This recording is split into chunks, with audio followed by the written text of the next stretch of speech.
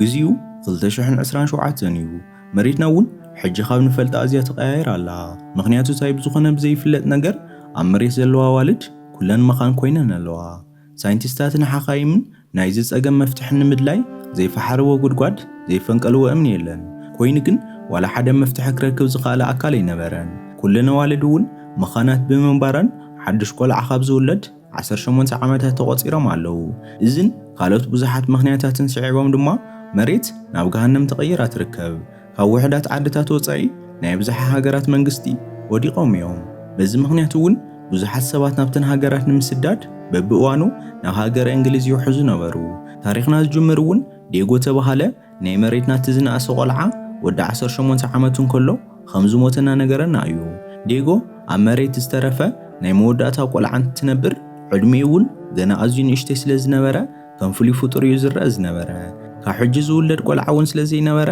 ናይዚ ቆልዓ ዜና ሞት ኣብ መላእ ህዝቢ ዓለም ዓብዪ ሓዘን ፈጠረ ሓደ ቲዮ ተባሃለ ሰብ ግን በቲ ዜና ኮነ ኣብ መሬት ይፍጠር ብዘሎ ነገር ብዙሕ ተሻቐለን ተጨነቐን ኣይመስልን ኣብቲ ሾዕ መዓልቲ እውን ኩሉ ሰብ ብሰንኪ ናይቲ ቆልዓ ሞት ሓዚኑ ነብዓትና ተጋፀበን ከሎ ንሱ ግን ገለ ከም ዘይተፈጠረ ቡና ገዚኡ ወፀ ምስ ወፀ እውን ሃንደበት ብዙሕ እንተይፀንሐት እታ ዝነበረላ ዳቡን ሚሽጋን ብትባሃሉ ገበርቲ ረዓዳ ዓነወት ቲዮ እውን ናብ ስርሑ ከይዱ ብሰንከብቲ ዳቡን ዘጓነፈ ነገር ሃዲኡ ክሰርሕ ስለ ዘይከኣለ ኣፍቂዱ ጃስፐር ናብ ተባሃለ መሓዙኡ ኸደ ድሕሪ ፃንሒት እውን ሓቢሮም ናብቲ ኣብ ጫካ ዝርከብ ናይ ጃስፐር ገዛ ኸዱ ጃስፐር እውን ኣብቲ ቦታ ምስ ፓራላይዝ ዝኾነ ሰበይቲ እዩ ዝነብር ኣብኡ እውን ካናቢስ ተባሃለ ሓሸሽ ተኺሉ ሓብሒቡ ንዓበየ ንሱ እናተጠቀመ ፍኹስ ዝበለ ህይወት እዩ ዝነብር ኣብ ዝቕፅል መዓልቲ ቲዮ ናብ ስርሑ እናኸደ እንተሎ ብክልተ ሰባት ተኸቲሩ ናብ ሓንቲ ሚኒባስ ከኣቱ ተገብረ እቶም ከተርቲ እውን እቶም ሚሽጋን ተባሂሎም ዝፅውዑ ገበርቲ ረዓዱ ነበሩ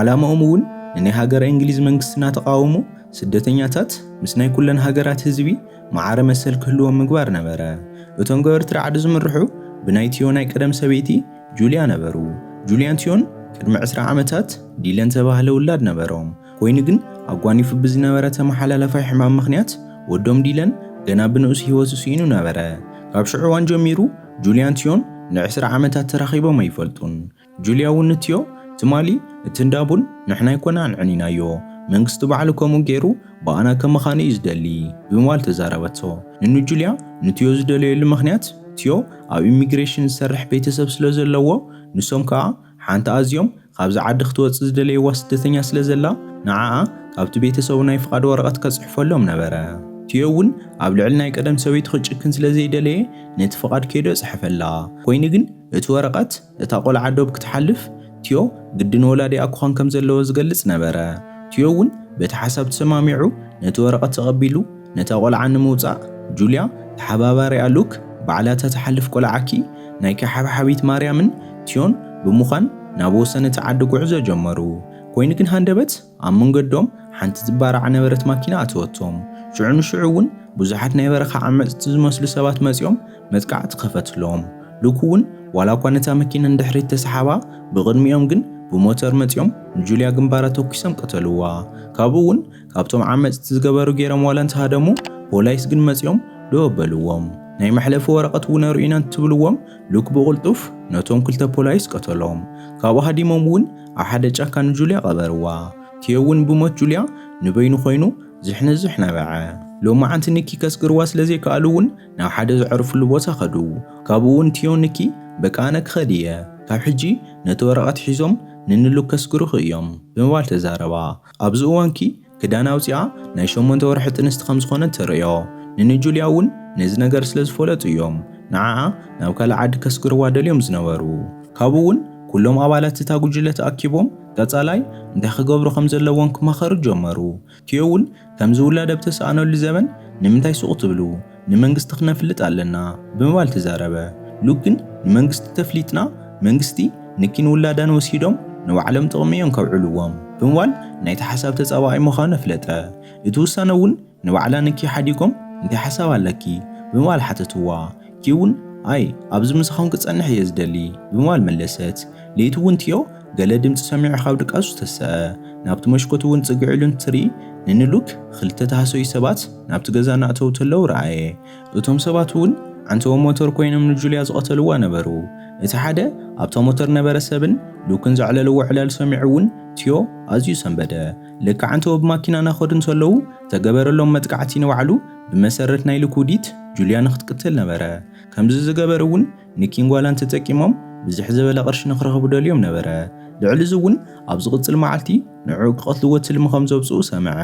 ቲዮ እውን ዝኹሉ ነገር ድሕሪ ምስማዕ ኣዝዩ ሰንበደ።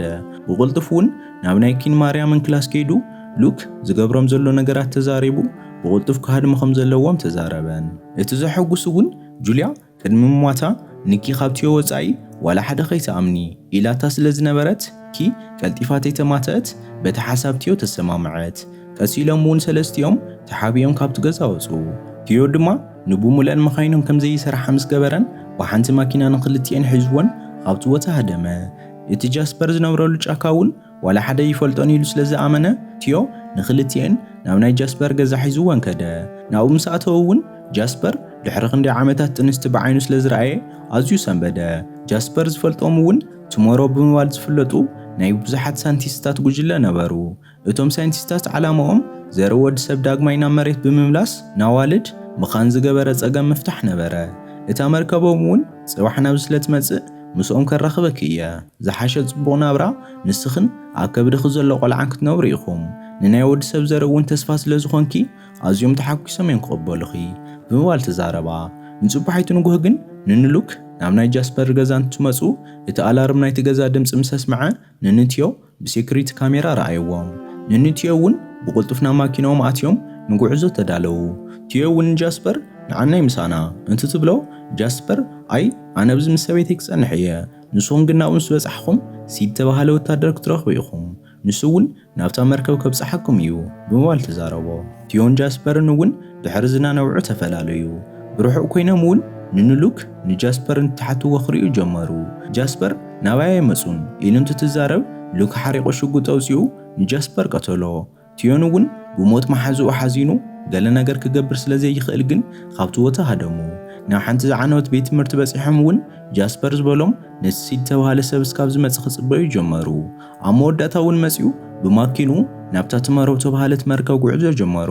እስካብ ዝወግሕ እውን ዕረፍቲ ክገብሩ ኢሉ ስደተኛታት ናብ ዘዕቕብሉ ማዓስከር ሒዝዎም ከደ። ኣብኡ ግን እቶም ወታደራት ነቶም ስደተኛታት ሓደ ብሓደ እናቐተልዎም ነበሩ። ናይ ሕማም ሕርሱ እውን ንእሽተይ ክመጽእ ጀመረ። ማርያም እውን ዝገበረት ጌራ ንኪ ቃንዛ ኣረሳሲዓ ክትሃድእ ገበረታ። ካብ ሲድ ተፈልዮም እውን ናብታ ቱሞሮ ተባሃለት መርከብ ትመጻሉ ከተማ ዳግማይ ብኻልእ ባስ ጉዕዞ ጀመሩ። ኣብ መንገዶም ግን ናይ ሕማም ሕርሲ ሕጂ እውን ተለዓለ። ኪ እውን ንባዕላ ምቁፅጻር ኣቢዋ ክትጭድር ጀመረት። ሓደ ወታደር እውን መጺኡ ታዲያ ኮይና እተእዊ ብምባል ሓተተ። ካብቲዮን ማርያምን ወፃ እውን ኪ ጥንስቲ ምዃና ዋላ ሓደ ዝፈልጥ ኣይነበረን። ማርያም እውን እቲ ወታደር ኣቓለቡ ካብ ከልዒሉ ናብኣ ክገብር ከም ጽልል ተዓዊላ ክትዛረብ ጀመረት። እቲ ወታደር እውን ሓሪቑ ገጻ ጸፊዑ ካብታ ባስ ክትወርድ ገበራ። ቲዮንኪን ድማ ንውሕቶም ናብታ ከተማ በጽሑ። ኣብታ ከተማ እውን መርቺካ ተባህለት ሰበይቲ ረኸቡ። መርቺካ ድማ ንሓንቲ መዓልቲ ዝሓድሩላ ዝኣረገት ገዛ ሃበቶም። ናብቲ ክፍሊ ውሽጢ ምስ ኣተዉ ግን ናይ ሕማም ሕርሲ ሙሉእ ብምሉእ መጺኡ ክትወልድ ጀመረት። ቲዮ እውን ይሕግዛ እሞ ሓንቲ ጽብቕቲ ጓል ወለደት። ቲዮንኪን እውን ኣዝዮም ተሓጎሱ። ኣብ ዝቕጽል መዓልቲ መርቺካ ሰይድ ምስ ተባሃለ ሰብ ናብቲ ክፍሎም ኣተወት። እቶም ሚሽጋን ተባሃሉ ናይ ሉክ ገበርቲ ረዓድ ድማ ናብታ ከተማኦም ከም ዝኣተዉ ተዛረብዎም። ኣብ ደገ እውን ኩሉ ነገር እናተሓመሰ በብቦትኡ ተኹሲ ነበረ። ኪ ጓላ ንምሕባእ ተኸኣላ ዋላ እንተፈተነት ኮይኑ ግን ኣብ መወዳእታ መርቺካን ሰይድን ንጓላ ረኣዩላ። መርቺካ ሰይድ ኣዝዩ ሕማቕ ሰብ እዩ፣ ምስኡ ከይትኸዱ ብምባል ክትምዕዶም ጀመረት። ሰይድ ግን ሽጉጥ ሒዙ ብምንባሩ ስቕበሉ ብምባል ንኹሎም ኣፎም ክሕዙ ገበሮም። መርቺካ እውን ከምቲ ዝፈርሓቶ ሰይድ ንቲዮንኪን ተጠቂሙ ቅርሺ ክረኽበሎም ወሰነ። ሃንደበት ግን ንደገና ወሰደም ከሎ መርቺካ መጺያ ንሰይድ ደፊኣ ኣውዲቓ ሰለስቲኦም ካብቲ ቦታ ክሃድሙ ጀመሩ። ብመንጎ ተኽሲ እውን ዝገበሩ ገይሮም ምስ ሓለፉ ናብ ናይ መርቺካ ስድራ በጽሑ። ስድራ መርቺካ እውን ኒኪን ጓላን ብጽቡቕ ክሕብሕብዎን ጀመሩ። ናብታ ቱሞሮ ተባሃለት መርከብ እውን ከብጽሕዎም ቃል ኣተዉ። ድሓር እውን ኒኪ ኣብ ዌልቸር ገይሮም ናብታ መርከብ ጉዕዞ ጀመሩ። እታ ከተማ ግን ብድምፂ ተኽሲ ተደራብሻ ነበረት።